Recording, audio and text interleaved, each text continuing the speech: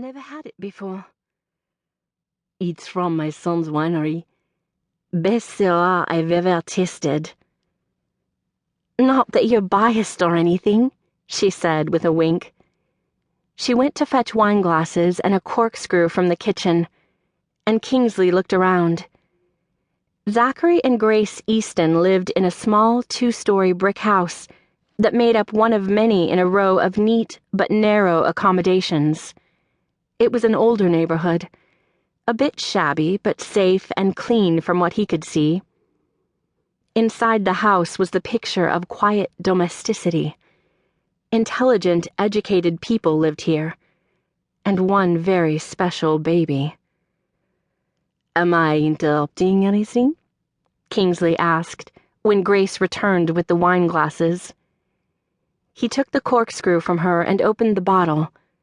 Grace had a low fire glowing in the fireplace and a table lamp on. Gentle light. Kingsley felt instantly at ease here. "Nothing that can't wait," she said, and Kingsley saw stacks of papers on the pale green sofa.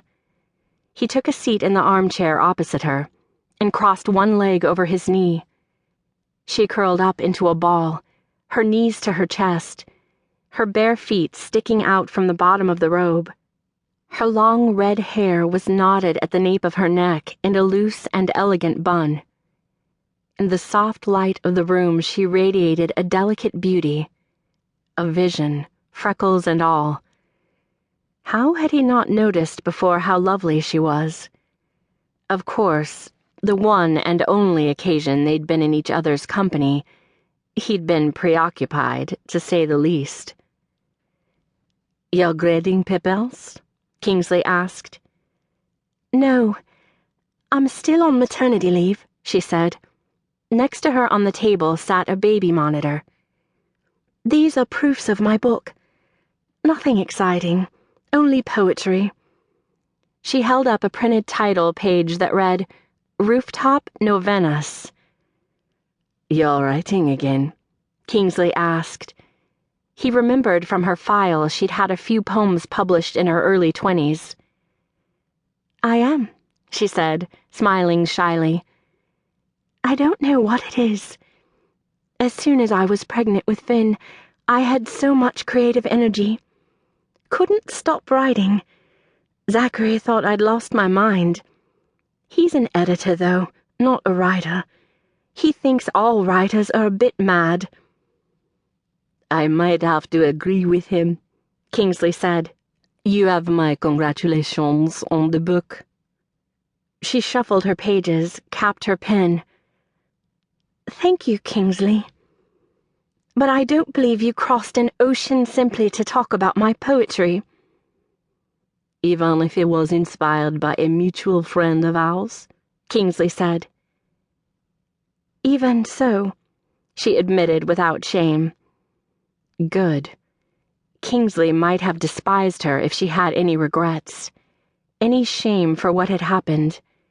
Instead, she'd come with an open heart to their world, an open mind, and had returned home carrying a blessing inside her. "It's back to school in a few months, and I'm trying not to think about having to leave Finn." "He taught at our high school after he graduated. Did you know that?" She held her glass steady on the coffee table between them as Kingsley poured the wine. "He told me he used to teach, said he liked it. I didn't expect that from him." Kingsley picked up a framed photograph that sat on the coffee table between them. A black and white picture of a newborn infant boy sleeping on a white pillow. "That's one thing you can say for him," Kingsley said, turning the photograph toward Grace. "He's full of surprises." She blushed beautifully and laughed quietly, and Kingsley couldn't help but join in her laugh. "Is he why you're here? Are you checking on Finn for him?" "No," Kingsley said. "Although he'll never forgive me if I don't look in on him while I'm here." Kingsley ached to see the boy, but he had learned the hard way to never disturb